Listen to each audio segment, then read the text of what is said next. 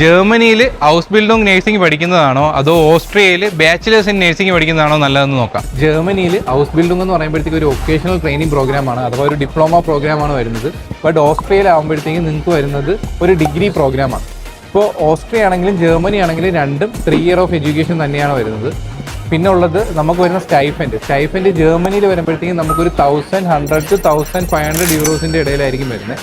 അതിലിപ്പോൾ ഓസ്ട്രിയ വരുമ്പോഴത്തേക്കും നമുക്ക് സ്റ്റൈഫൻഡ് എന്ന് പറയുമ്പോൾ ഒരു 650 to 800 യൂറോസ് വരെയൊക്കെ സ്റ്റൈഫൻഡ് വരുന്നു.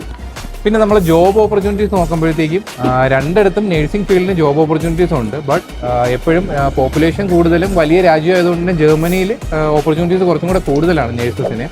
സാലറി സ്കെയിലാണ് എടുത്ത് നോക്കുന്നതെങ്കിലും സാലറി ഏകദേശം സെയിം ആണ്. ഇപ്പോൾ ജർമ്മനിയിലാണെങ്കിലും അതുപോലെ തന്നെ ഓസ്ട്രിയയിലാണെങ്കിലും സാലറി ഏകദേശം സെയിം ആയിട്ട് തന്നെയാണ് വരുന്നത്. നമുക്ക് ജർമ്മനി ആണെങ്കിലും ഓസ്ട്രിയ ആണെങ്കിലും 12 ഇയർ ഓഫ് എഡ്യൂക്കേഷൻ മതി നിങ്ങൾക്ക് അഡ്മിഷൻ കിട്ടാനായിട്ട്.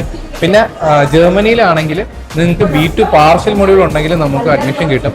ബട്ട് ഓസ്ട്രിയ ആണെങ്കിൽ നിങ്ങൾക്ക് B2 ഫുൾ മൊഡ്യൂൾ ഉണ്ടായിരിക്കണം, എന്നാൽ മാത്രമേ നിങ്ങൾക്ക് നഴ്സിംഗ് ചെയ്യാൻ പറ്റുള്ളൂ. അപ്പോൾ ഇതിനെക്കുറിച്ചുള്ള കൂടുതൽ ഡീറ്റെയിൽസ് അറിയാൻ വേണ്ടിയിട്ട് ഡു കണക്ട് സ്കൈഹോക്ക് ചൂസ്.